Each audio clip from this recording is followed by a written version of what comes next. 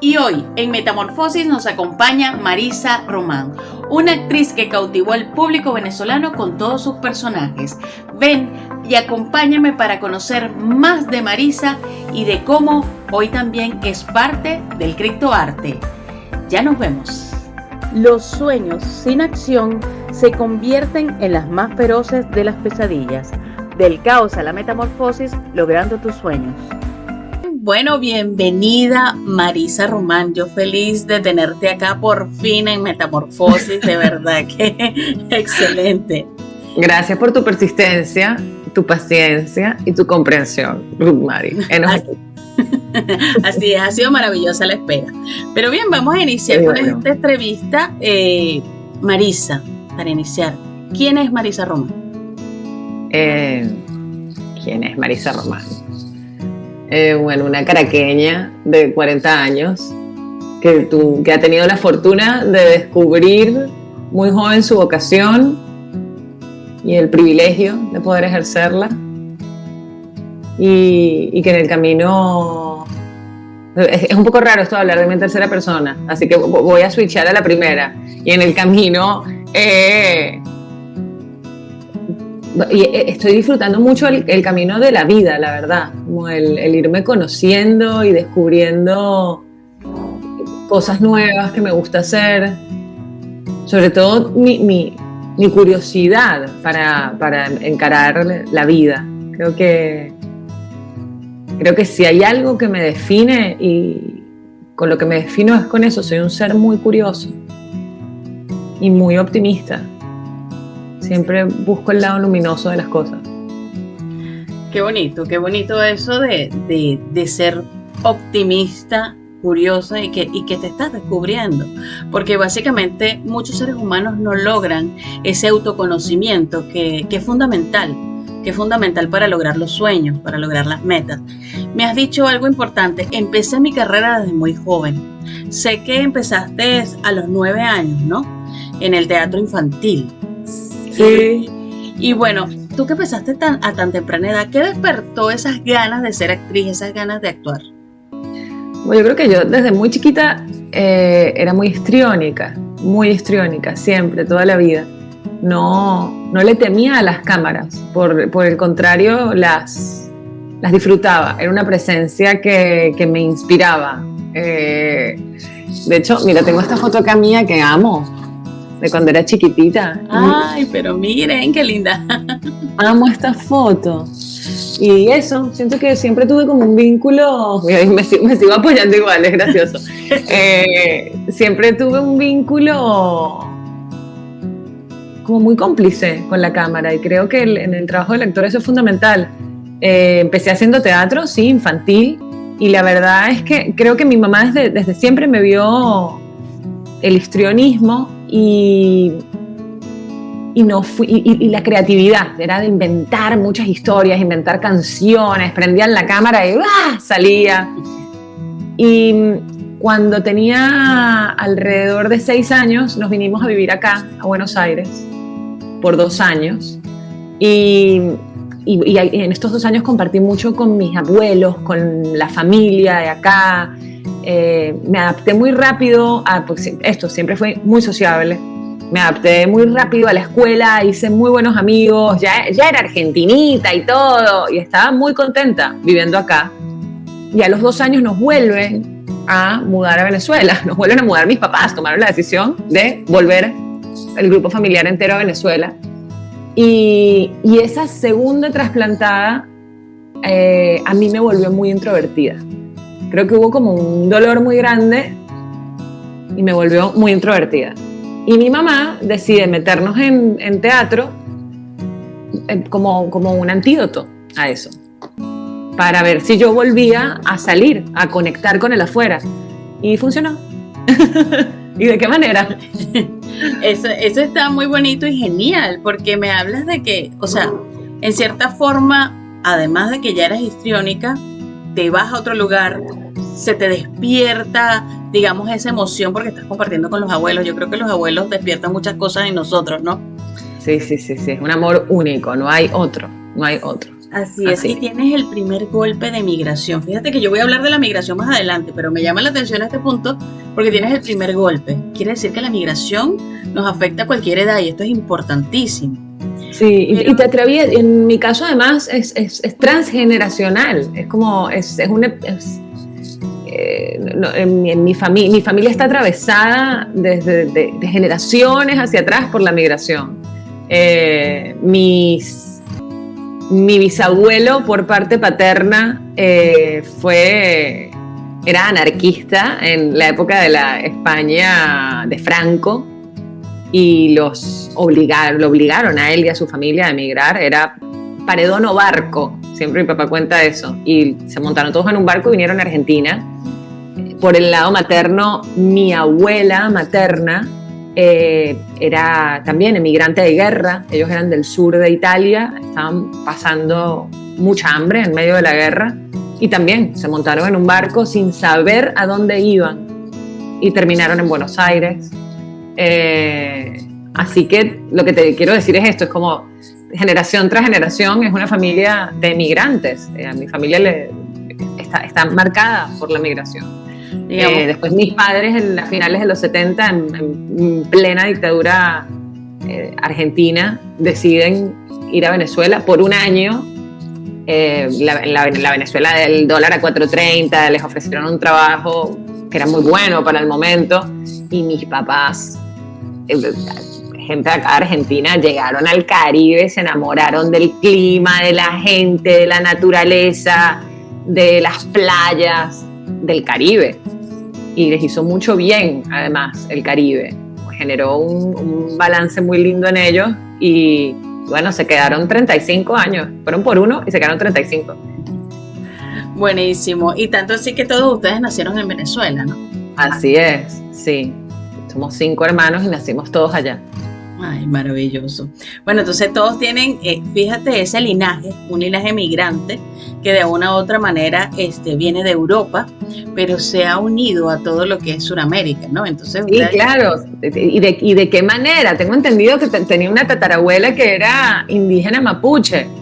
Mi abuela siempre decía que la abuela de mi abuela, igual mi abuela era muy buena armando historias, así que nunca sabremos qué era real y qué ficcionaba para hacerlo más interesante para nosotros. Pero ella siempre insistía en que su abuela era una princesa mapuche. ¡Wow! Así que mira cómo se mezclaron. Incluso ese histrionismo como que viene también entonces de los abuelos, de la raíz. Sí, mis padres no ejercieron, pero son muy creativos y están como muy abiertos para la generación a la que pertenecen, la verdad, gente muy, muy libre. Y sí, nos criaron con mucha libertad a nosotros. De hecho, los 5, de una u otra forma, estamos vinculados con el arte. Y creo que eso no es casual. Pero eso es hermoso porque yo creo que una de las carreras más humanas es el arte. Es la más humanista, es la que... En todas sus formas, ¿no? Así es la que te acerca más a la espiritualidad, es la que te acerca más, incluso yo creo que a la sabiduría. Porque la base del arte siempre tiene que fundamentarse en la filosofía. Y a mí eso yo creo que es lo que me encanta más del arte. Y en la capacidad que tenemos los humanos de crear, ¿no? Como de co-crear nuestra vida. Entonces estás todo el tiempo como al servicio de la imaginación, creando literalmente. Es muy bello. Sí, incluso creo que son los primeros a los cuales les debe funcionar lo que conocemos como la ley de atracción, porque son, claro, porque los artistas son tan creadores que yo digo que les es más fácil imaginar. Y cuando te es más fácil imaginar, por eso, como dices tú, co-crean lo que creo que le damos más entidad, o sea, como que confiamos más en el poder de la imaginación. Total. Pero todos tenemos la capacidad de imaginar y de crear. Sí, lo que hay es que ejercitarla y confiar en eso más. Sí, vean. Pero es algo que se aprende también, ejercitándolo. Por supuesto, pero fíjense, a todos los que nos están viendo, Marisa también cree en la ley de atracción, igual que yo. Eso está súper chévere. Fíjate, Marisa, me has hablado de ese linaje maravilloso que trae consigo, además de un proceso migratorio, el arte en las venas. Pero entonces quiere decir que tu mamá ya vio en ti todas esas cualidades y te apoya, ingresas al teatro y luego a los 15 ingresas a la televisión, tu primera presentación en televisión. ¿Qué pasó con esa adolescente cuando llega al punto de la televisión? ¿De alguna u otra manera afectaste tu colegio, tus amigos, la relación con la familia o todo siguió igual? No, todo se trastocó, obviamente. Es como el solo hecho, yo creo que, el solo hecho de ser, de tan joven empezar con tu vida profesional, digamos, a trabajar, empezar a trabajar muy joven tiene un impacto en ti, sea cual sea el trabajo que elijas, ¿no? Y muchas veces no, hay gente que no lo elige también y eso hay que recordarlo, ¿no? Pero lo que más recuerdo de esa época en el plano familiar es a mis padres insistirme un montón constantemente en que a mí nadie me estaba pidiendo que trabajara, que estudiara, que era lo que ellos querían que estudiase, que no dejase de estudiar. Y siempre haciendo mucho énfasis en que era un trabajo como cualquier otro, que ese trabajo que yo estaba haciendo era un trabajo como cualquier otro. Entonces siempre en ese naturalizarlo,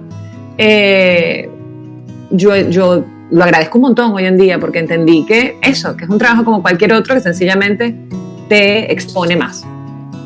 Y en el camino me tocó aprender a manejar esa exposición, porque era muy joven. Y mi papá en esa época viajaba mucho por trabajo, iba y venía un montón. Y nuestro vínculo era como más telefónico. En esa época no había celulares ni tantas redes, empezaban los emails, y empezaba Google y empezaba Internet, o sea, está empezando todo. Digamos que eso fue por los 90 y tantos, ¿no? Sí, finales de los 90, digamos, 97, 96, sí, alrededor del 97, aprox. Y me acuerdo que mi papá en una conversación telefónica me llamó la atención porque me dijo, te googleo y sale el nombre de tus hermanos, en qué urbanización vivimos, y me dice, no está bueno. Este trabajo lo elegiste tú, no nosotros. Y estuvo buenísimo para empezar a entender dónde poner el borde al tema de la exposición y a la opinión pública. Y yo fue algo que pude entender como desde muy joven, y eso lo agradezco un montón a mis padres también. Y bueno, aprendí a ser más discreta, a elegir qué información compartir y qué no, a tener más resguardada mi vida privada. Y también creo que algo muy positivo en ese sentido es que mi crecimiento laboral fue muy progresivo. Yo empecé a trabajar en televisión en una productora independiente que se llamaba Laura Visconti Producciones. Era chiquitita, de 3 dueños, eran 2 argentinos y un señor venezolano, eran 3 señores los dueños, y hacían sobre todo series juveniles y novelas de la tarde, y le vendían los proyectos a Venevisión. Y era un estudio, era como muy contenido todo el ambiente laboral, era un estudio en El Marqués, además, de verdad, un estudio como muy casero todo. Yo recuerdo que el techo lo habían insonorizado con cartones de huevo. Entonces era todo chiquito y éramos el elenco de la serie nada más que estuviésemos grabando, y éramos todos chamos de colegio. Los horarios de grabación se adaptaban a los horarios de colegio. Todos podíamos ir al colegio en la mañana y a la tarde íbamos a grabar. Los días que se hacían exteriores era solamente los sábados. Era todo muy controlado y muy contenido. Y tuve la dicha de trabajar con primeros actores que hacían los padres, los vecinos, los profesores en la serie. Hacían los personajes de adultos y era gente como muy, muy amorosa y figuras como de tíos, te diría. Entonces, Esperanza Magaz, Esther Orjuela, Carmen Julia Álvarez, Rodolfo Drago, gente divina. Amilcar Rivero, que fue con quien me di mi primer beso en la ficción. Y muy buenos compañeros y un ambiente muy familiar. Entonces, y jefes muy amorosos. Yo recuerdo que el señor Alberto Yarroco, que lo he recordado mucho estos últimos años, espero que él y su familia se encuentren bien. Tengo mucho cariño por él. Y esto era como un tío argentino, era un señor argentino. Y él siempre él me dio 2 consejos que yo conservé toda mi vida y que siguen siendo muy valiosos para mí.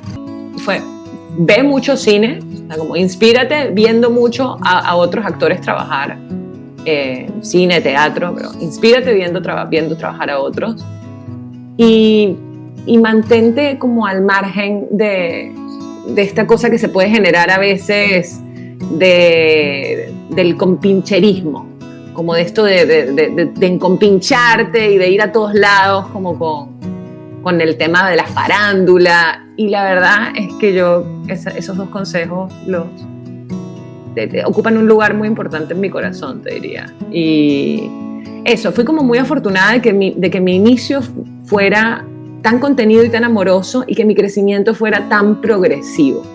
Entonces eso siento que hizo como mi entrada en el mundo de la televisión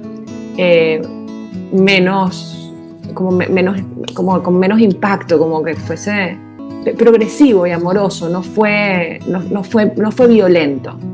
Sí, que creo que en otras historias que de pronto entras como por todo lo alto y te qué sé yo, no me imagino, por ejemplo, lo que hubiese sido entrar directamente a Venevisión, que fue la tercera empresa en la que trabajé en Venezuela. Yo después de Laura Visconti trabajé en Radio Caracas, que sí, era grande, era un canal, pero tenía una cosa muy familiar también. De hecho, para mí la imagen que mejor lo describe es, en RCTV tenías enfrentados los departamentos de maquillaje y peluquería y después tenías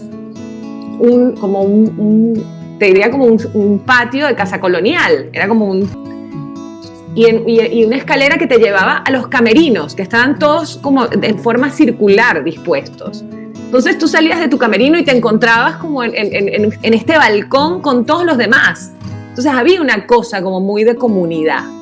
Y ahí estuve 3 años. Y recién después empecé a trabajar en Venevisión, donde estuve una década.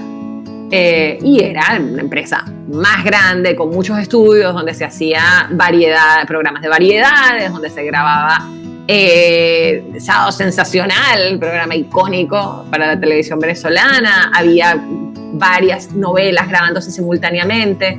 Los camerinos eran todos como un pasillo, como un laberinto de pasillos en un sótano. Era mucho más. La naturaleza del canal te llevaba a aislarte mucho más. Así que agradezco como eso, lo amoroso que fue mi recorrido por la televisión venezolana.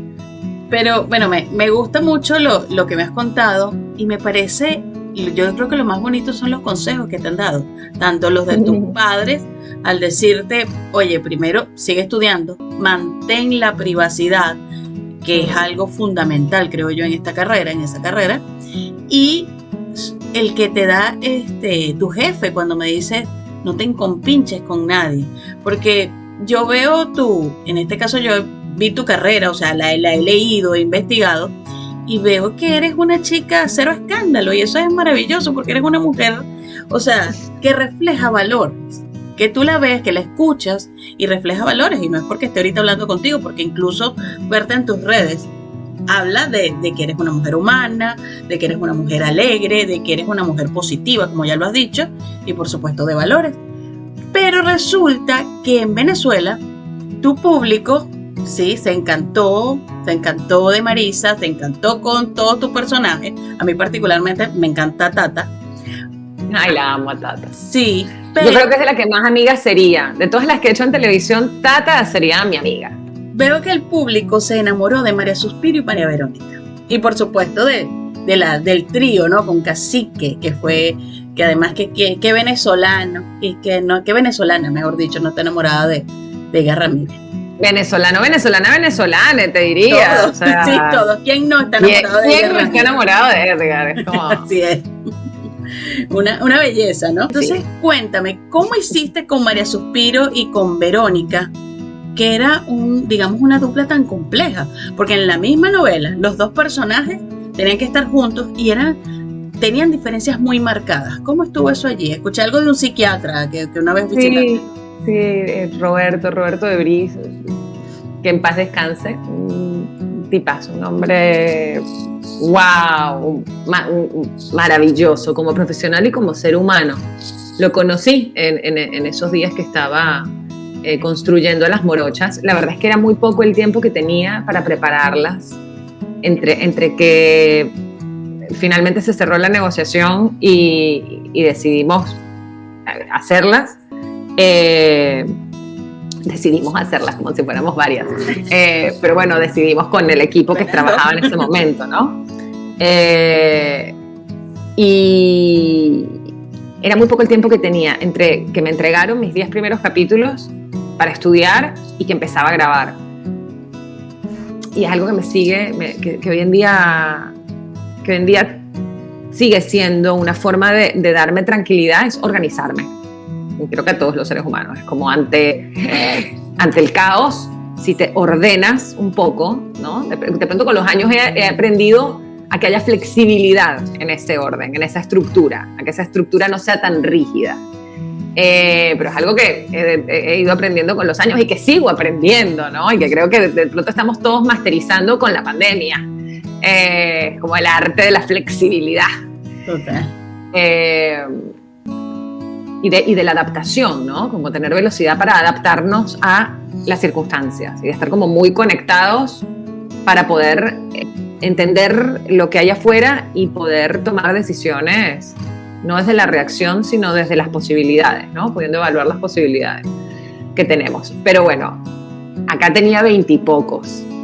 Sí creo que toda la experiencia previa que tenía ya 6 años trabajando, de 6 a 7 años trabajando profesionalmente como actriz, entre los proyectos que hice con Laura Visconti y los que hice en RCTV,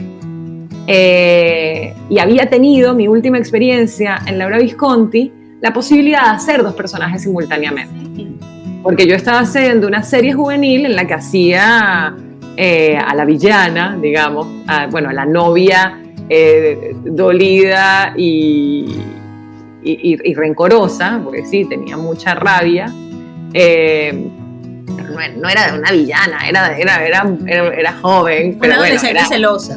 Sí, y enojada, muy enojada. Y en Laura Visconti estaban grabando también una novela de la tarde que se llamaba Muñeca de Trapo, y entraban como estaban refrescando la trama juvenil, y a la protagonista juvenil le entraban 2 amigas, y Jer Rocco me invita a ser una de las amigas, y claro, me pareció maravilloso, como súper desafiante y divertido hacer 2 personajes simultáneamente.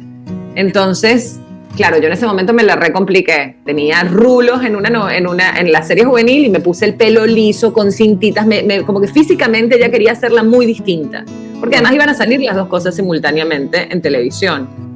Y bueno, me llevaban y me traían con las vans de la productora a grabar una y a grabar la otra. Igual era una participación chica la de la novela, pero tuve un primer acercamiento a esto de hacer 2 personajes simultáneamente. Esto obviamente fue como ya fue como el posgrado de cómo se hace eso. Y de hecho, después de Cosita Rica, hubo momentos en los que estaba simultáneamente haciendo cine, teatro y televisión, y para mí ya era natural hacerlo, era como estar haciendo una novela y al mismo tiempo estar haciendo una película, estar haciendo una obra de teatro, estar haciendo 3 cosas totalmente distintas, y era muy, te lo digo y me sigue pareciendo brutalmente divertido. Pero yo siento que yo aprendí, pude después disfrutar eso por lo que significó para mí como artista y como ser humano la experiencia de hacer Cosita Rica. En ese momento fue muy desafiante, hubo momentos de mucho cansancio y de mucho agotamiento, hubo momentos de mucha confusión, de mucho desgaste psicológico y emocional. Fue muy demandante el proceso. Y agradezco sobre todo al equipo humano que me acompañó, tanto delante como detrás de las cámaras. Mis compañeros actores tenían una paciencia infinita y fueron muy amorosos porque bueno, pasaba mucho que me pusieran pautas cruzadas y María Suspiro estuviera en exteriores y en el mismo horario Verónica en estudio, pero yo era una sola actriz. Entonces tenía que, por lo general la prioridad siempre la tiene el exterior por un tema de luz, y mientras estaban los actores esperándome en el estudio me generaba ansiedad, me generaba angustia saber que había gente esperando y un estudio parado con 40 personas porque yo no estaba ahí, aunque no era mi responsabilidad porque yo estaba trabajando. Pero bueno, en ese sentido de verdad siempre fueron muy pacientes, muy comprensivos y muy amorosos todos mis compañeros. Y bueno, pasaba mucho que en Venezuela la ley te permite exige 10 horas de descanso para el personal cuando terminas de trabajar, antes de volver a trabajar.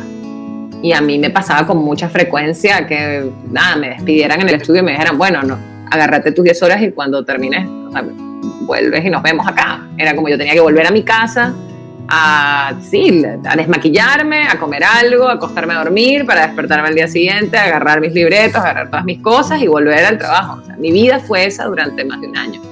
Wow. ¿Crees que te pareces a alguna de las dos? ¿Tienes algo parecido a María Suspiro o a Verónica? No, de las dos. O sea, o más bien, las dos tienen de mí. Las dos tienen de ti, pero ¿tú qué tienes de ellas? ¿En qué nos parecemos? Yo creo que tengo de la ingenuidad de María Suspiro, te diría que tengo una esquina muy naif. Y algo como en la profundidad y la cosa como reflexiva, analítica de Verónica. Sí se te puede notar. Es súper esto. Pero tengo esa cosa como también como sociable, como luz del mediodía. O sea, alguna vez creo que Leonardo las describió así, decía como María Suspiro es la luz del mediodía, es como ese exceso de luz, y Verónica es como la luz de las 6 de la tarde, como la luz del atardecer. Qué bonita descripción y muy acertada. Bueno, Leonardo Padrón. No recuerdo si fue Leo o fue Carolina Costalsuru, que es una amiga escritora que estudió las novelas de Leo durante casi 2 décadas, te diría. Pero creo que es algo que dijo Leonardo. Bueno, igual los dos son tremendos profesionales. He leído también de Carolina Costa y me encanta, de verdad, que los dos. Leo es el padre de las morochas y de todas las mujeres, o muchas de las mujeres que hice posteriormente en la televisión venezolana. Exactamente, y precisamente de esos personajes quiero preguntarte también, ¿cuál de todas esas mujeres crees que aún vive contigo? ¿Te ha marcado alguna que se haya quedado en ti o simplemente ya las dejaste pasar? Bueno, no, más que dejarlas pasar, yo siento que los personajes son entes energéticos muy potentes y que se van a habitar de nuevo al país de los personajes. Como yo les presto mi instrumento un rato y ellos vienen, juegan, hacen su vida y después, una vez que termina la historia, vuelven al mundo de los personajes. Yo de verdad siento que son entes energéticos potentes que en algún plano de existencia existen. Qué maravilla. Genuinamente, te digo. De hecho, creo que es un poco midiúnico el trabajo del actor. Se trata de esto, como de prestarle el canal, prestar el instrumento.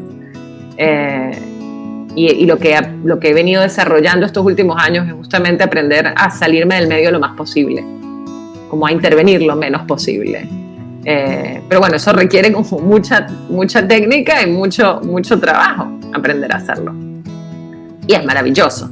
Es lograr que esos momentos de inspiración en los que estaba o estás en escena presente, te está pasando y termina la escena y dices, no sé ni qué pasó, pero fue mágico y fue maravilloso, que eso dejen de ser excepciones y pase a ser la regla a la hora de trabajar, que sea lo más habitual.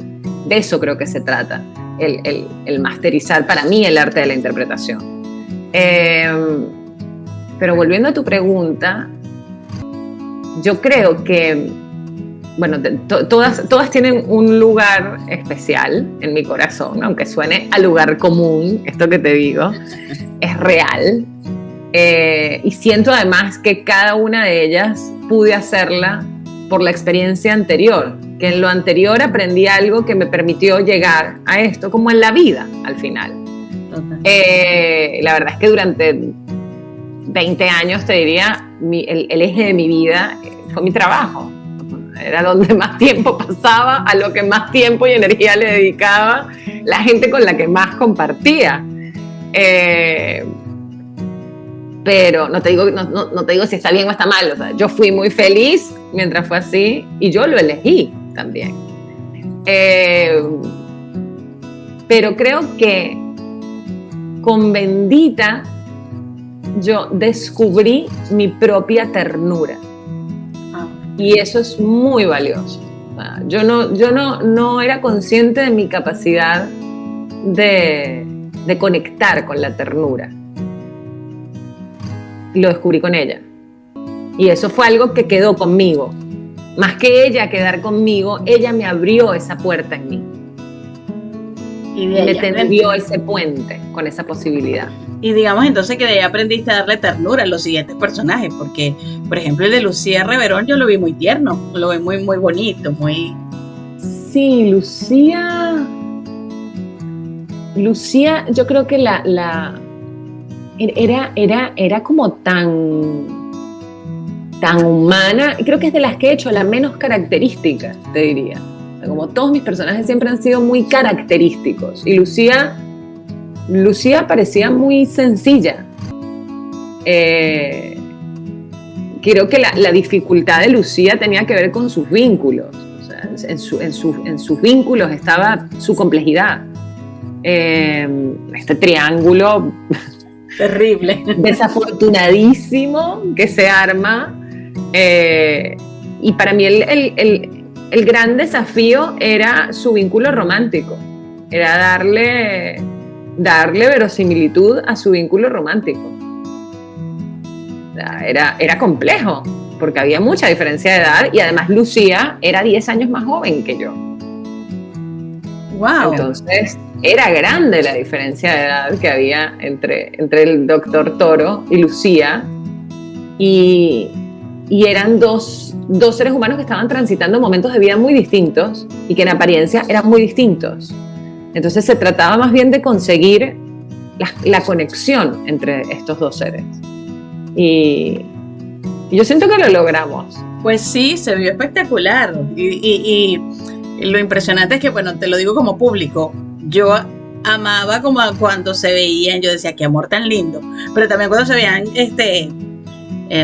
Maruja y también el doctor. Sí, el amor era muy distinto, el vínculo con las dos. Sí, y el público entraba en esa dualidad de decir, ay, pero es que debería quedarse con ella, que fue el amor de su vida, pero también había mucha gente muy prejuiciosa también. Creo que ahí entraban mucho como los prejuicios de la gente. Había gente prejuiciosa que le parecía que ella era una muchachita para ese señor, que ese señor era muy grande para ella. Como también me pasó en cruzarme con muchas mujeres que tenían historias de amor similares a las de Lucía, con personas mucho mayores que ella, y que se identificaban con Lucía y que les parecía hermoso que estuviesen honrando el amor más allá de las diferencias de edad. Como la edad es un número realmente. A mí me parecía yo sobre todo lo he entendido con mi hermana menor, que es 17 años menor que yo. Y es un alma muy sabia. Es como la edad realmente es un número. Sí, hay personas que tienen alma vieja, alma hermosa, un alma diferente.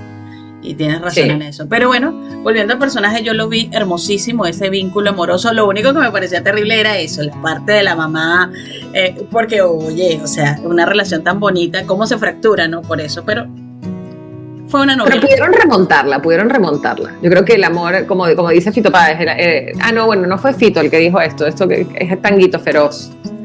El amor es más fuerte. Como al final el amor es más fuerte. Claro. El amor prevalece. Sobrevive. Sí, eso sí es verdad, el amor siempre prevalece. Fíjate, de todas las tareas, ya que hemos hablado de tus personajes, pero de todas las tareas que involucra el trabajo actoral, ¿qué crees que es lo más complejo? Creo que es algo tan personal que depende tanto de cada ser humano que no hay como una respuesta estándar para eso. Yo disfruto todas las etapas, todas. Todas las etapas del proceso, desde el primer encuentro con el texto, todo el proceso de investigación que hay que hacer previamente, tanto del contexto como de los vínculos, como de la naturaleza y de la psicología y del mundo emocional del personaje. Y el contexto, entiéndase como desde el contexto cultural hasta el contexto histórico, lo que la historia demande. Todo el proceso de investigación lo disfruto un montón y me parece muy valioso porque siento que es la información que después nutre a tu imaginación. Es como regalarle imágenes y posibilidades sensoriales a tu imaginación para crear después. Y toda la previa depende del tamaño del proyecto. A veces hay un gran departamento atrás de arte y de vestuario, a veces hay una persona y a veces me ha tocado autogestionarlo y definir yo cómo se va a ver el personaje. Y sí agradezco, yo es un área que disfruto un montón. De hecho, creo que es un área donde podría desarrollarme profesionalmente también. Todo lo que es arte y vestuario siempre me ha encantado. Y en televisión, las scripts, que son las continuistas, las que llevan la continuidad de cómo tenías puesto el pelo, cómo tenías el arito, cómo tenías la pulserita, me preguntaban a mí dónde tenía las cosas puestas, porque siempre he sido muy detallista con esas cosas y muy cuidadosa de conservar el raccord y la secuencia. Y agradezco que siempre me hayan permitido participar en esas áreas también de creación del personaje, porque me gusta involucrme en esas áreas de creación. Hay actores que no, que se ponen lo que les toca y van para adelante, y está bien también, pero en ese sentido a mí me gusta la construcción 360, te diría, del personaje, y me gusta involucrarme en todas las áreas, y agradezco que siempre me hayan dado voz y me hayan dado espacio para hacerlo, ¿no? Creo que te conectaba más con tus personajes, el hecho de ser, digamos, quien dirigía esa construcción del mismo. Bueno, no la dirigía, por lo general, a ver, te diría de hecho que nunca la he dirigido, pero sí he hecho equipo y he sido parte del equipo. Y es fundamental que te sientas cómodo con lo que tienes puesto o con cómo te ves, o sea, es que empieces a encontrar a esa persona cuando te miras en el espejo, que se aleje de ti, que ya no seas tú, que sea otra persona. Y en esto que te decía antes de que para mí de verdad son entidades energéticas, yo creo que de alguna forma el mismo personaje se comunica contigo y te dice, sí, por acá sí, no, esto no es, esto sí es, este zapato sí, pero no, este zapato no, nada que ver. Hay de comunicación, te diría, con el personaje, y hay también mucho de intuición que se juega en el proceso. Hay de inspiración, que es como lo que llamaría la comunicación con ese personaje, y de intuición, que te diría que es como tu sabiduría como ancestral, como más profunda, ¿no? Yo creo que todo eso que tú me has descrito se llama amor a una profesión y me encanta. Me parece hermoso. Sí. Y justamente... Bueno, dicen que profesión tiene que ver con profesar amor, ¿no? Es como el significado de profesión. O sea que cumples a cabalidad, en este caso, el propósito de la definición de profesión. Sí, pero para mí la interpretación, la verdad es que la actuación es mi primer y gran amor, te diría, honestamente. Sí, incluso en una entrevista dijiste... donde esté, seguiré actuando. Y precisamente por eso te digo, duraste... Donde esté, quiero seguir actuando. Creo que es textual la frase. Esté donde esté, quiero seguir actuando. Y duraste 22 años en Venezuela. Fueron 22 años de carrera. Mira, qué bárbara, no los había contado, pues pero sí. Wow, es un montón. Desde los 9 hasta el 2014, que fue de todas maneras Rosa, algo así que se llamaba, sí, ¿no? La novela. Y te fuiste a Nueva York a hacer un curso y de ahí creo que no volviste a Venezuela. No he vuelto desde diciembre del 2013. Imagínate, ¿cómo en este caso la migración cambió la profesión o afectó la profesión de Marisa? No, profundamente. Como para todos los migrantes, ¿no? Creo que a todos nos ha tocado reencontrarnos en otro espacio, redescubrirnos en ese contexto y en esas circunstancias y bueno, después reconectar. Creo que lo que es lo que te define profundamente, como en este caso es para mí el actuar, basta a permanecer. Y creo que esa es como una tranquilidad que de pronto a quienes estén empezando sus procesos migratorios les puedo compartir. Después de, bueno, imagínate, 2014, 2022 son 8, mis matemáticas son terribles, pero sí son 8 años de haber emigrado. Pero sería eso, es como lo que es esencial para ti va a permanecer. Y es fundamental que le des espacio, darle espacio y cabida en tu vida a eso, porque al final es lo que te va a mantener vivo, lo que te va a oxigenar, lo que te va a conectar con quién eres, es tu pasión. Y poder descubrirla también si no la has encontrado, o descubrir una nueva también, como te ha pasado a ti de pronto, de tener dos, de no tener una, de tener dos, y sí, de seguirte conociendo.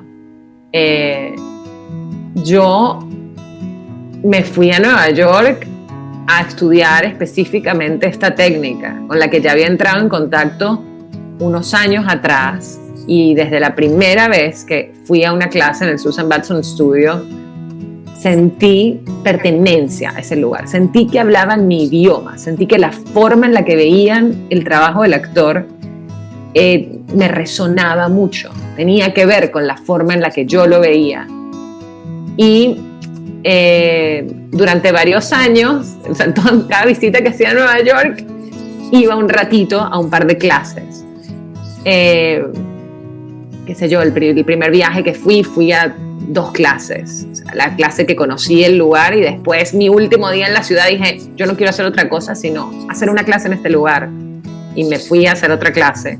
Ahí fue como, esto, entendí algo nuevo en una clase, o sea, en 2 clases en un lugar, y sí, fue como, este lugar, quiero volver a este lugar. Esa fue la sensación con la que me fui en el 2009. Fui por primera vez por segunda vez, en el 2008 fui por primera vez, 2009 volví a Nueva York y me quedé un ratito más, y entendí en estas visitas cortas que para de verdad interiorizar la técnica, poder de verdad aprenderla, poder desprogramar hábitos viejos y aprender una nueva forma de hacerlo, necesitaba quedarme un rato, o sea, necesitaba quedarme una temporada.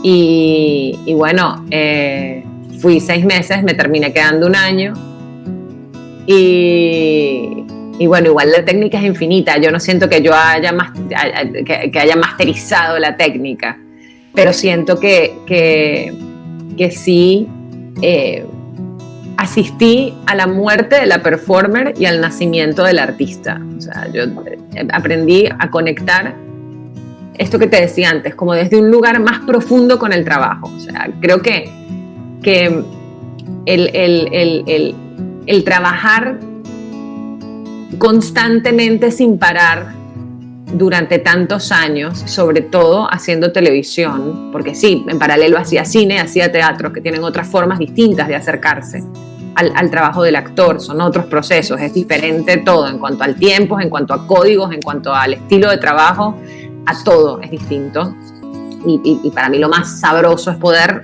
alternarlos los 3, pero digamos que lo que más hice durante esos años es televisión, y la televisión tiene hay un ritmo y una inmediatez en la producción de la televisión que te lleva muchas veces a tener que resolver con lo que tienes a mano.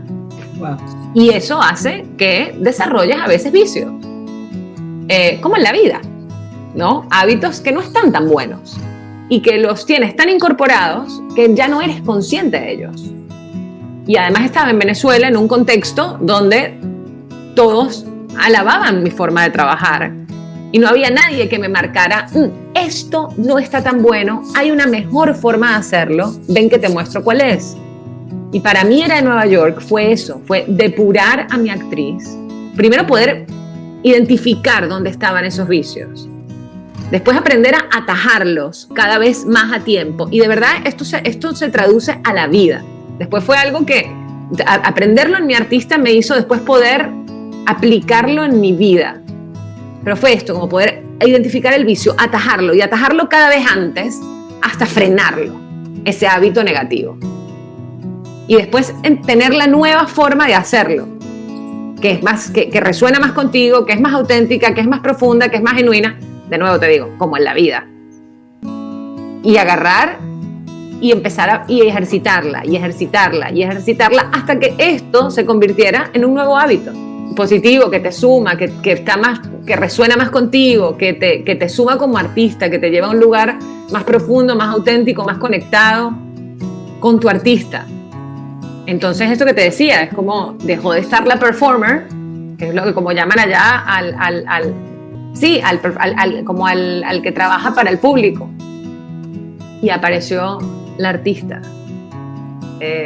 Siento que me regaló madurez artística mi tiempo en Nueva York, y se lo dediqué a eso, sobre todo a la academia, a aprender y a interiorizar la técnica. Fíjense qué importante, tú nos dices, básicamente primero la conexión con el propósito, incluso llevada a cada uno de los migrantes, como me lo dijiste al inicio, porque ¿qué pasa? Que muchas veces cuando nos movemos de sitio por miedos, por situaciones, por circunstancias, nos desconectamos del propósito, y una forma de mantenerse vivo en la raíz es decir, hey, aquí está mi propósito y sigo viviendo de él y por él.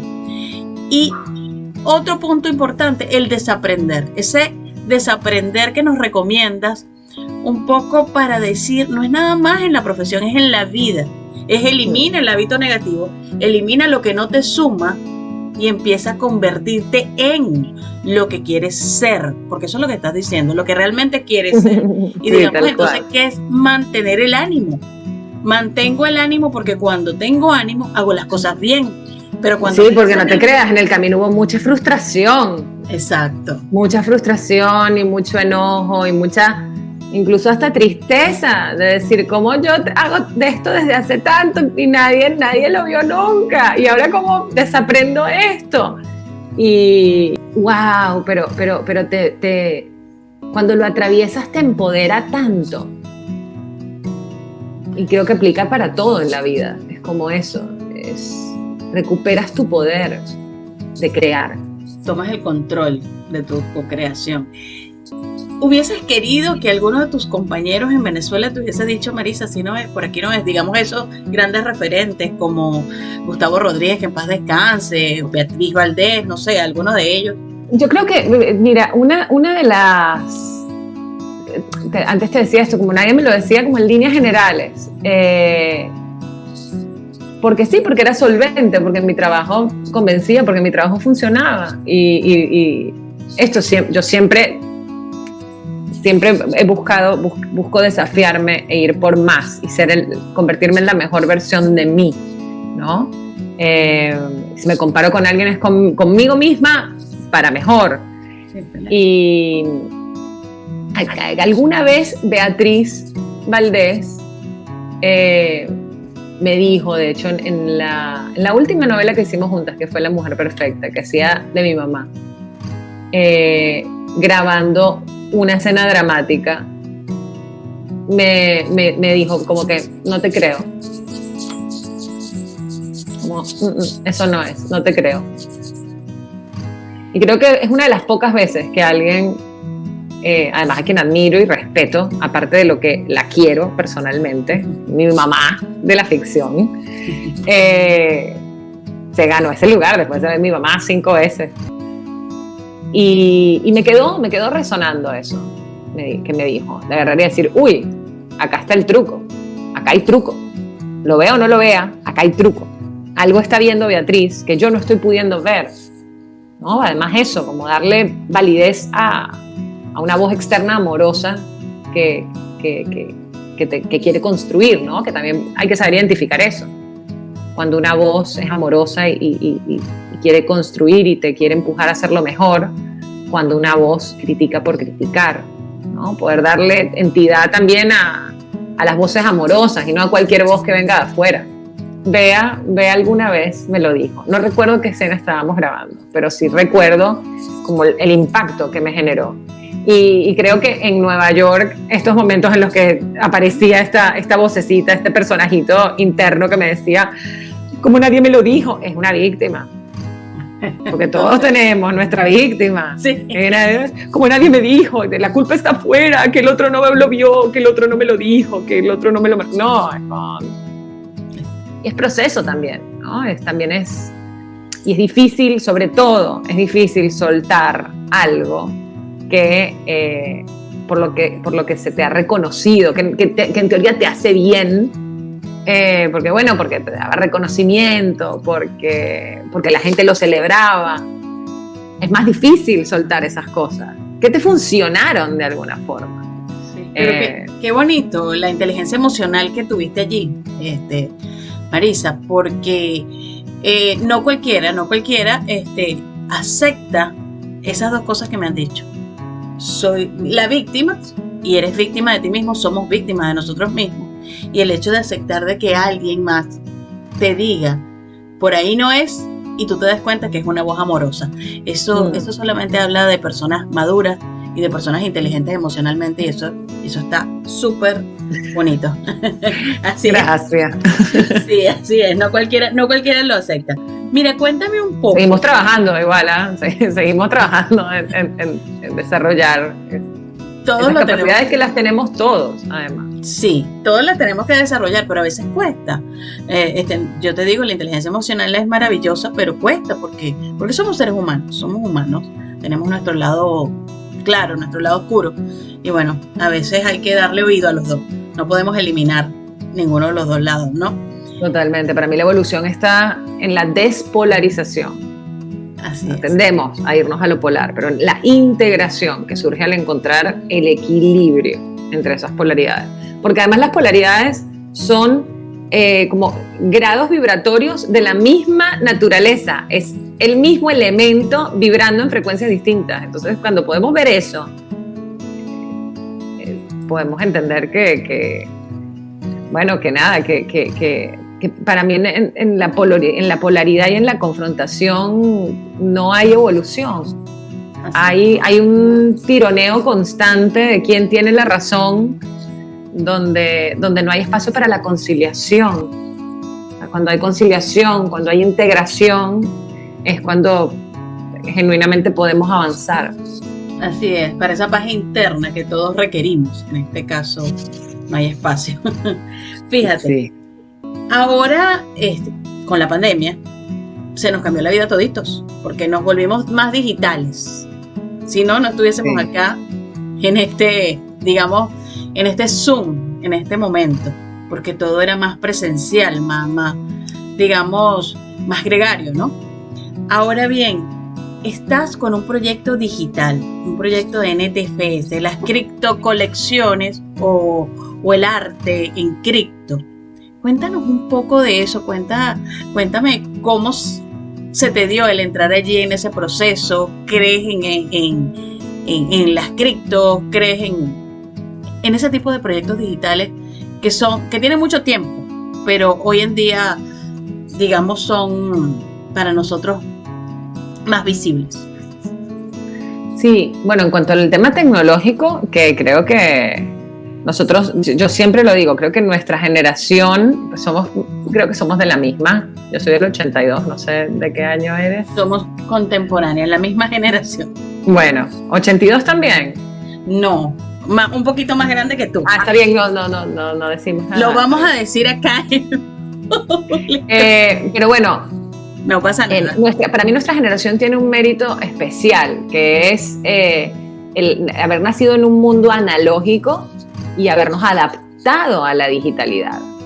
Eso tiene un mérito muy grande. Ni hablar de las generaciones previas a nosotros, nuestros padres, incluso abuelos, que se han ido a su ritmo adaptando también a lo digital. Admiro profundamente a la gente más joven y de verdad así valido mucho su voz. Toda la gente que nació en un mundo digital y que para ellos es como tan natural todo lo que está pasando. Claro, es que nosotros somos migrantes digitales y ellos son nativos. Tal cual. Y bueno, creo que así como con todo en la vida hay usos positivos y usos negativos de esta tecnología. Como bien decías, el encuentro que estamos teniendo en este momento es un uso positivo de la tecnología, ¿no? Está también el uso y el abuso, el aprender a manejar nuestro consumo de redes, por ejemplo, nuestro consumo en general. Creo que hay una tendencia como al desborde a la hora de consumir. Y en relación a este proyecto, a Urban Animals NFT, es una serie animada. Y a mí, hace unos meses, me contactó un buen amigo que tengo más de 20 años conociendo para contarme que estaba haciendo un proyecto de una serie animada que se iba a hacer a través de NFTs. Y resulta que yo desde hace tiempo venía investigando esto de los NFTs, muy curiosa, porque cada vez son más los artistas que admiro que están migrando al mundo de los NFTs y del criptoarte, ¿no? Hay un artista francés que me encanta que se llama JR, es fotógrafo y cineasta también. Es un documental hermoso sobre la vida de Agnès Varda, que es una directora de cine francesa. De hecho, hay ahora tiene un proyecto a nivel mundial bellísimo que se llama Inside Out, que son unos retratos gigantes, unas gigantografías que él viene haciendo desde hace años en todas partes del mundo, y ahora lo convirtió en un proyecto social, y en distintas comunidades alrededor del mundo está la gente, puedes hacer tu Inside Out, y hay uno de hecho sucediendo en el barrio de San Blas, en Caracas, y es una belleza de proyecto. Los invito a que vayan a las redes de Inside Out San Blas y se enteren de esta maravilla de iniciativa, como de conectar a los habitantes de las comunidades con el arte y consigo mismos desde un lugar de amorosidad y de identificación, ¿no? Esto de ver un retrato, una gigantografía tuya, te conecta contigo mismo y con el hecho humano desde otro lugar. Es hermosísimo este proyecto y lo gestó este señor francés que yo admiro un montón, que se llama JR, y él inclusive el año pasado lanzó su primera colección de NFTs. Y viene cada vez son más los artistas que vienen migrando a lo tecnológico para gestionar y desarrollar su arte. Entonces hay algo muy valioso en esto, que es como la independencia que da el hacer un proyecto autogestivo y la autonomía que le da al proyecto de existir más allá de que un canal o una gran corporación compre el proyecto. Sucede gracias a que a un montón de individuos les interesa el proyecto, invierten en el proyecto y de alguna forma es como si tuvieran acciones sobre el proyecto, porque tu NFT te da no solo acceso a todo el material, sino el derecho de poder opinar y tomar decisiones. Eso es lo que es más valioso de esto, que se genera comunidad. Y es el primer proyecto que está haciendo esta gente para generar esta comunidad y seguir desarrollando en el futuro otros proyectos donde los NFT holders, que se les llama, como a los dueños de los NFTs, tengan también opinión y voz y voto en las decisiones que se tomen. Obviamente yo de verdad estoy honestamente aprendiendo de todo esto. confío mucho en la gente que está haciendo el proyecto y eso es muy valioso porque, bueno, la economía en general es muy volátil. O sea, ya con las monedas, lo que llama las monedas convencionales, digamos que lo que son las criptomonedas son aún más volátiles. Imagínate, y dentro de ese mundo están las stable coins, que es las que llaman como las más estables, como las más sólidas, y hay otras más nuevas. Como en general la economía es volátil. En ese sentido, hay algo que Mauricio Hostos, que es uno de los creadores de este proyecto, que es especialista en NFTs y conoce mucho de todo este mundo, y además es muy generoso para compartir el conocimiento y muy didacta, es como espontáneamente un didacta, un tipo que habla como mucha claridad y mucha sencillez de un mundo que puede resultar muy complejo. Él siempre dice, un proyecto no te va a volver millonario. O sea, lo que es fundamental, como con todo en la vida, es que investigues, que te vuelvas curioso, que investigues, que juntes información, que analices, que averigües y que en base a eso tomes una decisión de si quieres o no participar en un proyecto y ser parte de una comunidad. A mí, como desde el lado de mi curiosa tecnológica, está gozando, aprendiendo de NFTs y entendiendo de criptoarte. Siento que cada vez más el mundo va en esa dirección y qué mejor manera de aprender que haciéndolo, que activamente poniendo el cuerpo para la experiencia. Y creativamente es fascinante. Desde hace tiempo tenía ganas de darle la voz a un personaje. Y es esto, es una serie animada donde le voy a... Te diría en otro momento a prestar mi voz a un personaje, pero no, voy a crear la voz para un personaje. Y como yo no soy improvisada en nada de lo que hago, tengo meses ya estudiando acento neutro y voces originales y estoy aprendiendo, o sea, desarrollando técnica para crear la voz de este personaje, que todavía no puedo revelar qué personaje es, pero que cada día que pasa la quiero más. Ya la quiero a ella. Qué bueno, me consta al haber leído todo lo que has estudiado que no eres improvisado para nada, y eso es maravilloso. Eso es lo que te va perfeccionando en el mundo de lo que, en este caso, a lo que te dedicas, que en tu caso es el arte, ¿no? Ahora fíjate, Marisa, una vez alguien me dijo, hay que dedicarse, incluso he tenido la oportunidad de hacer teatro, pero ese alguien que me dijo que le aprecio mucho, ya no está en este plano, me dijo, tienes que dedicarte a algo que tenga que ver con el arte, porque aunque tú eres tecnóloga, lo único con lo que no va a acabar la tecnología es con el arte. ¿Crees que eso es cierto? Sí, creo que el arte es lo que más nos conecta con el mundo espiritual, desde lo tangible. Creo que el arte de lo que se trata es justamente como de bajar esas inspiraciones de cuarta dimensión del mundo intangible al plano físico, a lo tangible, ¿no? Y convertirlas en obras, sean del formato que sean, sea literatura, sea pintura, sea instalación, sea una obra audiovisual, sea teatro, tenga que ver con el arte, con el arte que sea, con la expresión artística que sea. De lo que se trata es como de capturar algo que está sucediendo a nivel, que está vibrando a nivel espiritual, te diría, con un tiempo de la humanidad, y eso aterrizarlo en un objeto que conecte con muchos y que a muchos los conecte con su propia esencia. Entonces te diría que sí, que creo que el arte es lo que más nos conecta con la fuente. Para algunos será Dios, para otros será el todo, para otros será la fuerza universal, el creador. pero para mí eso es el arte.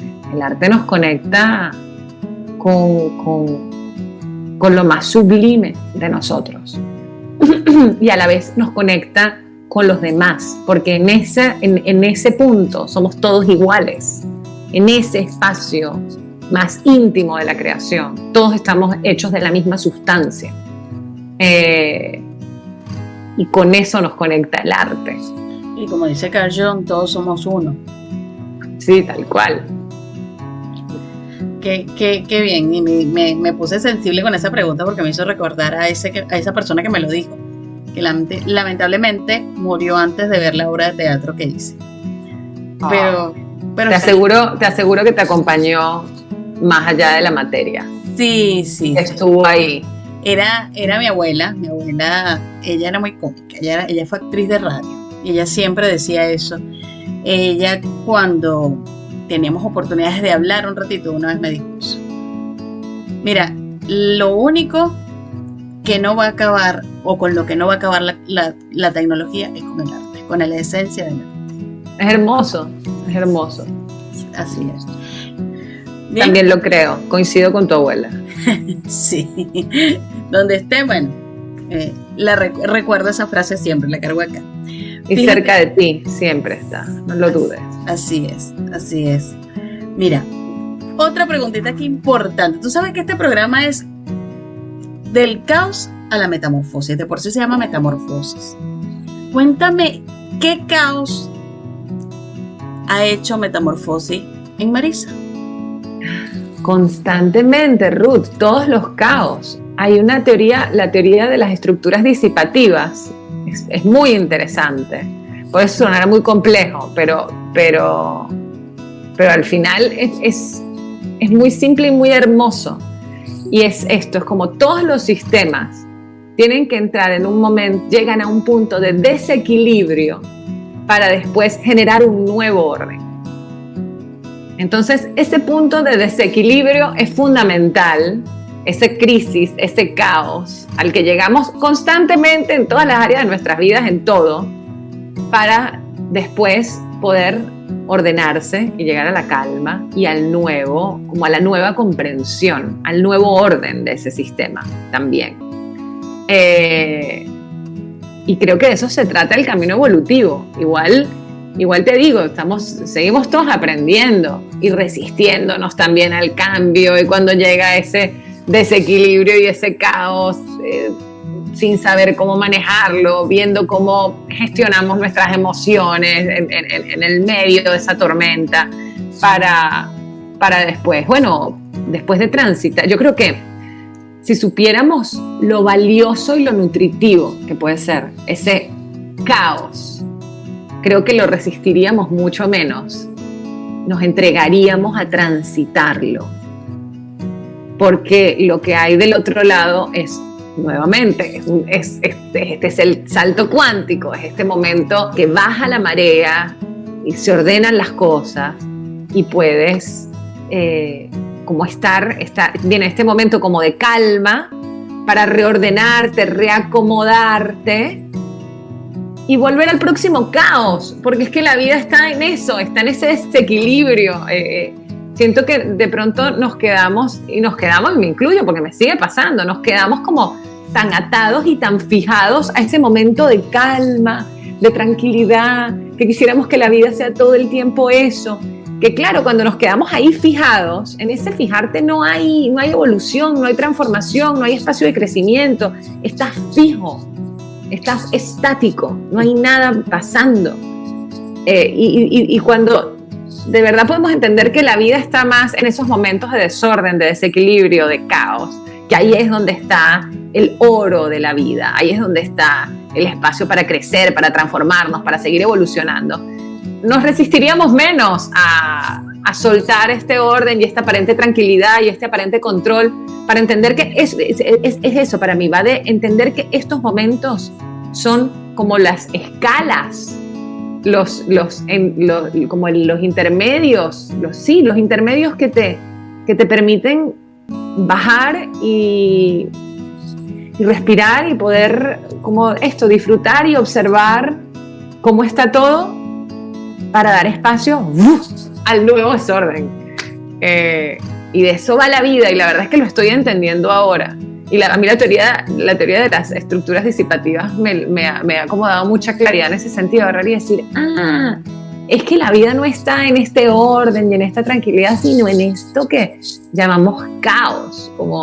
Y no está ni en uno ni en el otro tampoco. Está en el ritmo, en el equilibrio que se da en la presencia de los dos, ¿no? En el poder ir de uno al otro, sin quedarnos fijados en ninguno de los dos, ¿no? Pero hay como un temor a querer quedarnos como fijados en esos momentos hermosos de pronto, ¿no? Como en esa...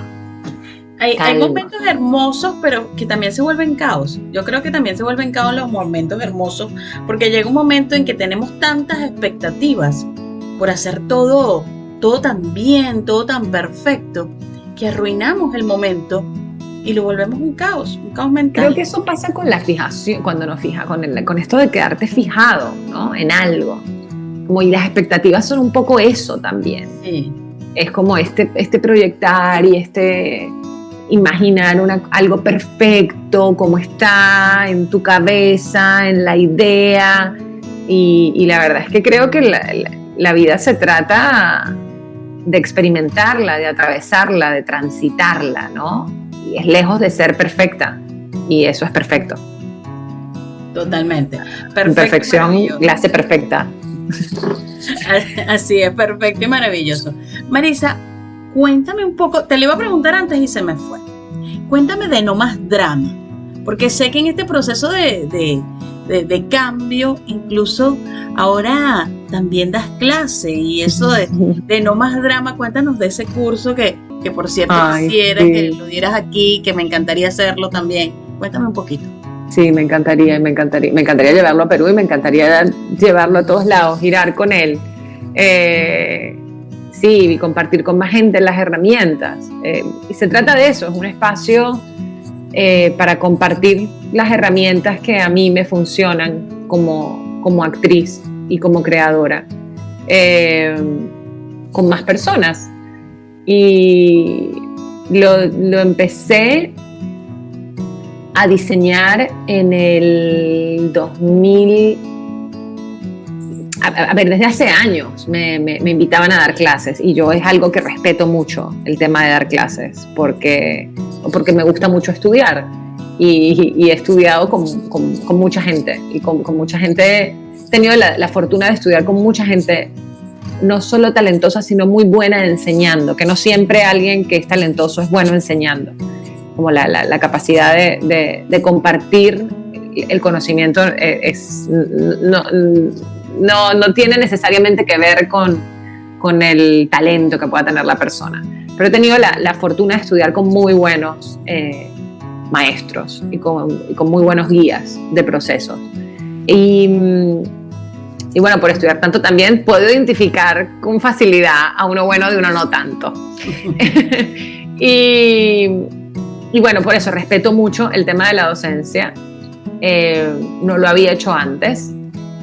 Pero en el 2019, mis amigos Gastón Goldman y Manuel Castellano, que llevan el FECIVE, el Festival de Cine Venezolano, en Santiago y en Buenos Aires, Gastón en Buenos Aires, Manuel en Santiago, tenían la edición de FECIVE Santiago, y me invitaron a dar clases. Querían que hiciera un taller y lo presentara lo hiciéramos allá por primera vez. Y yo funciono muy bien en equipo. Yo funciono muy bien trabajando en equipo. Y el empujón de ellos y lo convencidos que estaban ellos de que lo hiciera, a mí me dio el empujón necesario, y también el tiempo, como un tiempo muy acotado. En 2 meses tienes que estar esto listo, y vas a estar acá en Santiago haciéndolo. Así que, bueno, me puse las pilas y me puse a construirlo con apoyo de mi terapeuta, que también es bioenergetista y es coach. Wow. Así que armamos, me generaba mucha responsabilidad. Sabía que era un compromiso grande poder guiar un proceso donde están las emociones involucradas, donde se abren los mundos y la intimidad y la vulnerabilidad de seres humanos, y quería honrar ese compromiso y ese espacio que se abre. Así que bueno, lo hice eso con mucha responsabilidad. Hicimos en esa oportunidad 2 talleres, que es como te diría lo que fue la gestación como la semilla de No Más Drama. Fue este primer taller que hice en Santiago, que se llamó Caja de Herramientas, y en función de esa experiencia con ese grupo humano, todos actores en formación, actrices, fueron todas mujeres esa primera edición, y a partir de esa experiencia trabajé, fue un taller de un día en este caso. Entonces, a partir de esa experiencia y de lo que pudimos entender esto haciéndolo justamente, desarrollé No Más Drama, que es una experiencia de un fin de semana donde hay más espacio para transitar todo y para poder de verdad llegar a tener como un principio, un nudo y un desenlace. Pero bueno, fue muy bella esa primera experiencia en Santiago, y después lo pulí, lo desarrollé, lo armamos acá en Buenos Aires, lo que ya fue después conocido como No Más Drama. De hecho, lo probamos primero con... La primera experiencia la probamos con un grupo de amigos actores acá en Argentina. Y este segundo, esta segunda forma del taller ya construido como No Más Drama, que para mí es de verdad un proyecto al que amo mucho, lo presentamos acá en Buenos Aires hacia finales del 2019 y fue hermosísima la experiencia. Fue inolvidable y todavía sigo en contacto con el grupo de actores que lo hizo. Y me llena el corazón saber que para ellos también fue así de valioso, así de importante, y de hecho fue un momento bisagra en sus vidas. Eso para mí es muy valioso. Y descubrí que me encanta guiar procesos. Pero bueno, justo vino la pandemia y no se pudo volver a hacer. No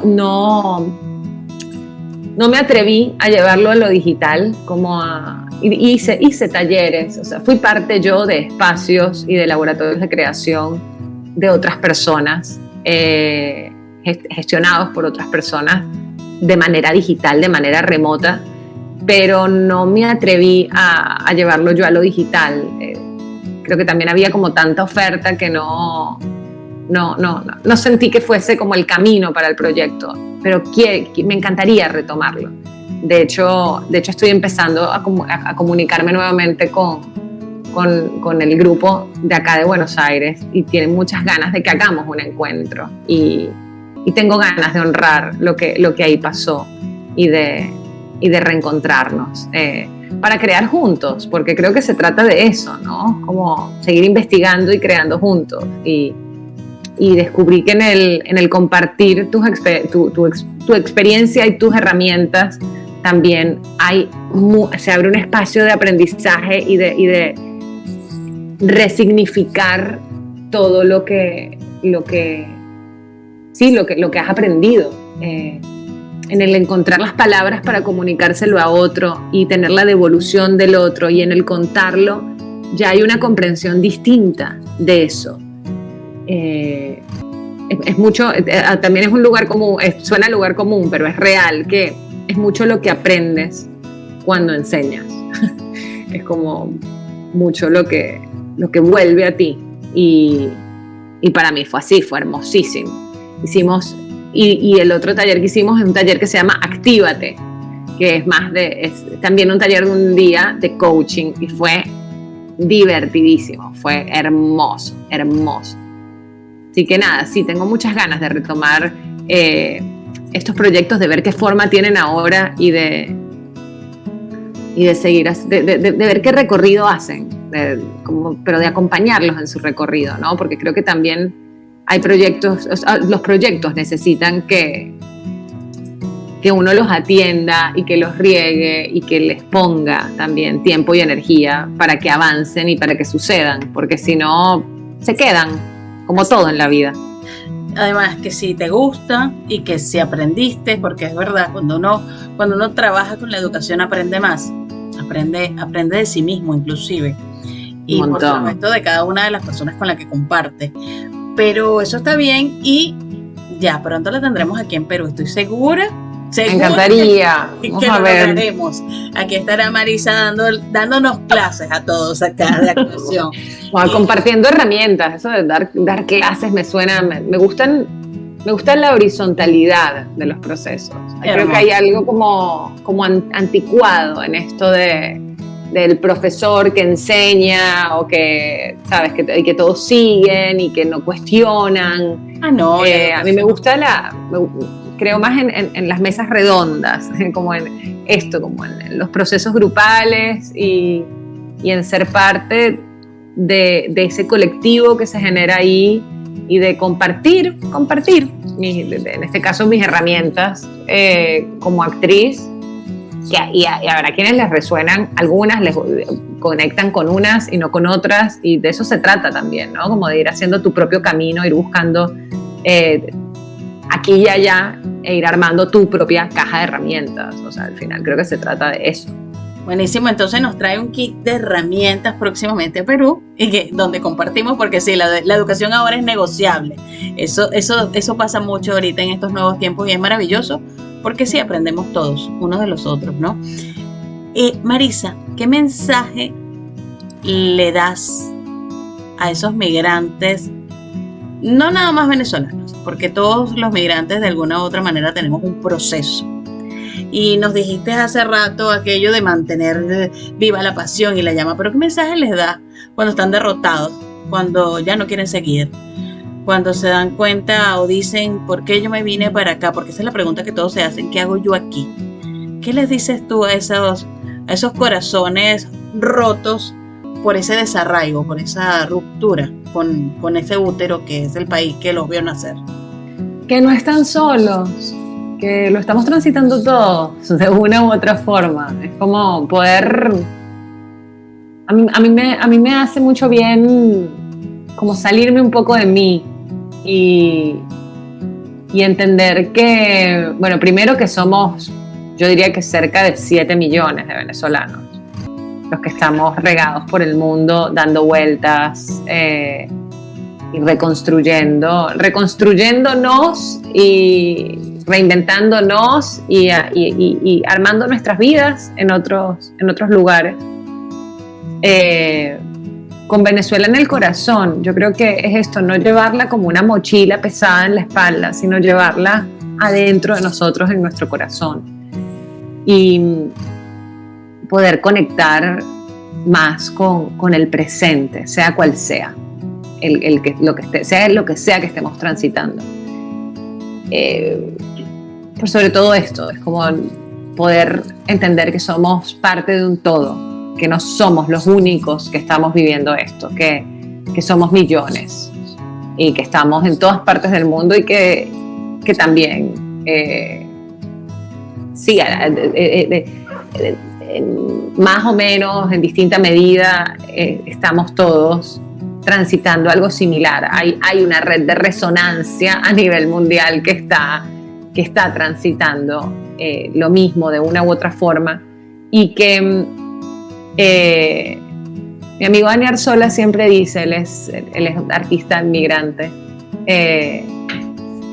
está en Estados Unidos ahora y se ha trasplantado un montón de veces a un montón de lugares, y Dani siempre dice que los procesos migratorios son naturales para todas las especies. Uno ve a los pájaros que migran de un lado a otro, algunos peces también, y lo viven con más naturalidad, como que tendríamos un poco que aprender de otras especies, y como ver los procesos migratorios como algo más natural también, no quedarnos fijados en esa emocionalidad tampoco, ¿no? En la derrota, sino entender que darle espacio, por supuesto, es importante darle espacio a la emocionalidad, pero entender que pasa también, que todo pasa y que después de que creo que la emocionalidad además hay que vivirla y hay que expresarla, porque en esa medida se abre espacio para lo nuevo, ¿no?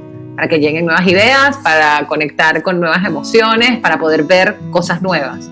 Pero poder, pienso en el taller, no más drama, es como poder de verdad no quedarnos fijados en nada, sino poder fluir un poco más con la vida y poder encontrar lo luminoso en todo lo que tengamos para vivir, en todo lo que tengamos para transitar.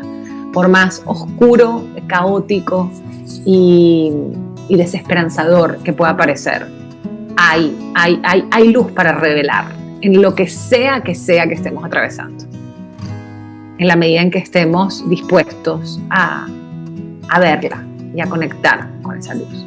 Qué hermoso, qué hermoso. Vivir en el presente y fluir. Ese es el mensaje más bonito que nos daste, incluso porque esa es la idea. Todos los migrantes, sin excepción, no solamente los venezolanos, todos. Fíjate, Marisa, ¿cómo está Marisa con sus sueños? Muchos sueños aún por cumplir. Pensé que me hablabas de los sueños cuando duermes. Yo, estoy soñando un montón, la verdad. No. Sueños. Logradora de sueños. Co-creadora, como lo has definido.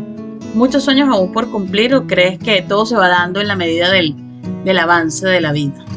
A mí me gusta esto de que los sueños son proyectos con patitas. Te hablaba de este taller de Actívate y es esto, como era como la premisa de ese taller. Los sueños son proyectos con patitas. Entonces, de lo que se trata para mí a la hora de soñar es de poder aterrizar esos sueños, ¿no? Poder convertirlos en proyectos. Y para eso hay que organizarse y accionar. Entonces, sí, soy, cuando dices esto, hacedora de sueños, para mí es eso, es como creadora de proyectos también. Y me encanta, te decía antes, me encanta trabajar en equipo y busco siempre generar red y hacer equipo para sacar adelante proyectos. Te diría en su mayoría o todos o casi todos vinculados con el arte de una u otra forma. A veces me uno y soy parte de proyectos de otros, otras veces he gestionado y he sacado adelante proyectos míos. Tengo un par de proyectos en co-creación con otros artistas y con otras personas de la industria que admiro y respeto un montón. Y no me canso de soñar y de seguir creando, ¿no? Aterrizando en el mundo material estos proyectos. Tengo muchos. Qué bueno, Marisa. Fíjate, ya casi estamos finalizando. Tenemos muchas cosas, es que tengo mucho que preguntarte, pero bueno, sé que presentaste tu libro hace poco, un libro que hiciste con otros autores, ¿no? También. Sí. Cuéntame, ¿qué tal se sintió ese parto? Que es maravilloso, además. Una locura. Yo siento que fue muy bello, fue muy bello y muy distinto, porque yo no había hecho algo así antes. Y a la vez está lo conocido de lo social, de pronto, de esta cosa pública, de compartir con el público una obra hecha. Y es como una sensación parecida a un estreno, te diría que fue, pero diferente también, porque la gente va a celebrar y se lleva un pedacito de ti cuando se lleva ese libro. Pero tiene esta cosa como del desapego del artista con su obra, de poder crearla y entender que en el momento en el que la terminaste y la compartes, ya no es solo tuya, ya la va a completar el significado que le dé cada quien. Y confiar en eso, ¿no? También, como en la buena intención que le pusiste a la hora de crear esa obra, crear eso que hayas creado, y después soltarlo y aceptar que va a tener su recorrido, que va a conectar con las personas y los corazones que tenga que conectar, y va a tocar la vida de la persona que corresponda tocar, y Y bueno, nada, yo estoy muy ilusionada y también como muy expectante de cómo lo recibe la gente. ¿Dónde lo podemos porque es muy distinto, es distinto a lo que escribo, a lo que la gente puede percibir de mí de pronto en la televisión, digamos. Es como, hay de sarcasmo, hay de humor negro, hay cosas reveladas de mi vida privada, de una u otra forma. Siento que así sea ficción lo que escribes. En mi caso yo escribo ficción, pero siento que hay mucho de uno mismo en lo que escribe, o sea, a veces más de lo que quisieras. O de pronto en las reescrituras y en las correcciones, que me tocó leer mucho mi material y volver a encontrarme con el material, era empezar a entender como entramados de mi subconsciente y decir, wow, esto habla más de mí de lo que quisiera. Es muy revelador, y por eso siento que es un proceso como muy íntimo, es algo tan único y tan inédito, porque no hay, lo habitual para mí de pronto es hacer personajes. Acá hay personajes también escritos en el papel, pero bueno, diseñados por mí, parten de mí. Es muy bello y bueno, todavía estoy procesándolo por un lado, y por el otro encontrando mi propio estilo para escribir también. En cuanto a la dinámica, es maravilloso esto, como tener me encanta escribir en equipo, la verdad, te digo eso. Es como escribimos cada quien individualmente, pero de manera grupal. Cada quien está desarrollando su proyecto. Así es como escribimos con Fedo y con Vanina, que son mis compañeros con los que escribo. Cada quien está desarrollando su proyecto, pero lo hacemos de manera grupal. O sea, nos apoyamos en el recorrido. Y nos leemos y nos damos feedback y contrastamos, le damos espacio a la voz del otro, y a partir de eso repensamos nuestros universos y volvemos a escribir. Y a mí el proceso grupal me funciona mucho para avanzar en la escritura. Creo que si no estaría mucho más anclada, como atreviéndome menos a compartir lo que escribo, editando un libro y compartiéndolo con la gente a ver qué tal. Así que nada, acá lo tengo, miro mucho para acá porque lo tengo acá, mi libro. A ver, ¿cómo se llama? Y cuentan. Mira, qué bonito. Y cuéntame, A 2 pasos de estar cerca, antología de relatos, excelente.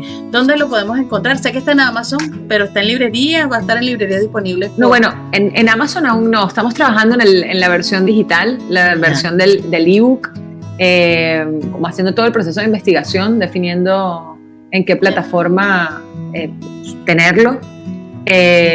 Y en cuanto a la distribución acá en Argentina, estamos ahora en conversaciones con algunas librerías, definiendo a ver en dónde lo tenemos. No tenemos todavía como el circuito donde va a estar acá en Buenos Aires, estamos trabajando en eso.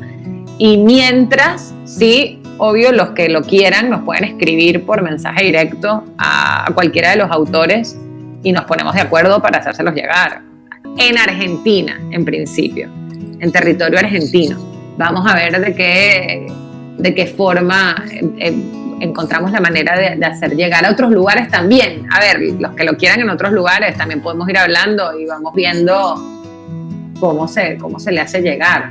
De hecho, por ejemplo, si en Miami lo quisiera gente próximamente, tengo la forma de hacérselos llegar. Pero es eso, es como ir viendo cómo moverlo. Es muy autogestivo todo el proceso y para mí es un gran aprendizaje. Seguro lo lograrás y me encanta eso porque muestra la versatilidad de Marisa, ahora también autora, ¿no? En este caso. Me da pudor la palabra, pero bueno. Autora, tenemos a una autora, tenemos una facilitadora o profesora y, por supuesto, una gran artista. Marisa, Perú, creo que hay gente que te conoce por las novelas, pero sí, hay otros que quizás no saben quién es Marisa y hoy están viéndote porque también tenemos público peruano. ¿Qué les dices al Perú? ¿Cómo se presenta, Marisa, ese Perú? Ay, conocí hace años. Estuve muy poquito para mi gusto, me encantaría volver. Pero es un país fascinante, hermosísimo, como muy conectado con lo ancestral, con sus raíces. Gente muy amorosa, muy servicial, como muy conectada con el servicio. Y eso es muy bello. Fue muy lindo, la verdad estuve 48 horas. Fui a una audición en Iguana TV y antes de empezar a trabajar en Venevisión, unos meses antes de arrancar antes de trabajar en Venevisión, trabajaba en Radio Caracas en esa época. Era chiquita, era muy chiquita. Claro, y me fui eso. En el 2010, algo así. ¿Cómo? Cosita Rica creo que fue en el 2006. No, 2002, 2003 fue Cosita Rica. Wow. Tú sabes que yo vi Cosita Rica hace 20 años fue Cosita Rica. Yo vi Cosita Rica aquí en Perú. Yo la vi fue aquí. Imagínate. Porque de verdad que Venezuela, el colegio, las cosas, las clases, o sea, no. Sí, bueno, es quisiera mucho volver. Es un país hermoso, me parece fascinante. Cultural y socialmente me parece fascinante. Y la verdad les agradezco a los hermanos peruanos cómo le han abierto las puertas a la comunidad venezolana, lo amorosos y lo generosos que han sido con mis compatriotas. Y creo que bueno, que al final Latinoamérica es toda, o sea, como todos somos como primos, te diría. Es como, son similares nuestras culturas. Tenemos, sí, cada quien una identidad distinta, pero nos une nuestra lengua y nos une nuestra historia, de la que creo que desconocemos un montón.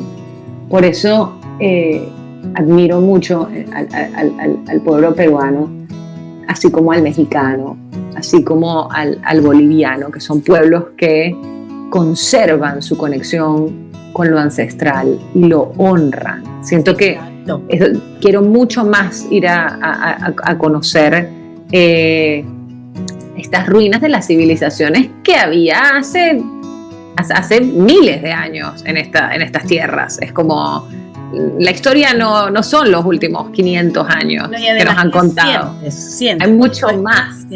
Así es. Siento que en esencia somos un continente muy valioso, pero no hay como un vacío informativo, como hay un vacío como de conexión con nuestras raíces, con lo ancestral que habitó en estas tierras y que también nos define. Y creo firmemente en el reconectar con eso, porque creo que hay como mucho poder que tenemos en esa raíz, en esa génesis de este continente y de nosotros como civilizaciones. Sí, siento que ahí faltan piezas importantes y que es nuestra tarea también buscarlas para reconectarnos con ese poder y con ese valor que tenemos. Totalmente. Y unirnos, porque creo que es como parte de la fragmentación, nos lleva como a la pérdida de poder. Creo que los seres humanos, tanto individualmente, tanto a nivel individual como colectivo, en la medida en que nos unimos y hacemos red, somos mucho más poderosos. Así es, una premisa siempre de trabajo en equipo, en el caso de lo que converso contigo, y es maravilloso, es verdad. Perú es energético, y si Latinoamérica se une, o en este caso Sudamérica se une, de seguro que vamos a encontrar muchas cosas más y a proyectar mucho más. Eso, sin duda alguna, así sería. Marisa, gracias, de verdad que solo me queda decirte gracias por ser tan humana, gracias por aceptar estar acá en este programa que hoy se convierte también en tu casa y que cada vez que quieras venir aquí estamos Gracias. para tenerte acá. Estas maripositas que estamos volando por el mundo. Así es. Y bueno, espero lograr, bueno, no espero, estamos seguros que vamos a tener a Marisa acá en su curso No Más Drama, y estoy segura que eso va a estar maravilloso, Marisa. Mira, muchísimas gracias nuevamente, no me cansaré de decirlo porque lo más bonito de la vida es agradecer, y excelente el haber compartido contigo. Amigos, ella es Marisa Román, una mujer maravillosa, llena de valores, una excelente artista, y representa a nuestro país, y sé que ustedes la quieren y también la va a querer el mundo entero, estoy segura de eso. Muchos éxitos, Marisa, y gracias por acompañarme. Gracias a ti, Ruth Mari, por la invitación y por el espacio y por tu oído amoroso y bueno, por guiar esta charla. Siento que hablé un montón y que tú logras concretar con 6 palabras lo que yo decía, extendiéndome, yendo y viniendo, así que qué capacidad la tuya de síntesis. Muchas gracias. A ti. Y bueno, gracias por vivir en Metamorfosis. Y recuerden ustedes que para ser hay que hacer. Nos vemos en el próximo episodio, que también va a estar de impacto, porque creo que vamos a tener a la mamá ficticia de Marisa acá en Ay, besos para mi Bea amada. Siente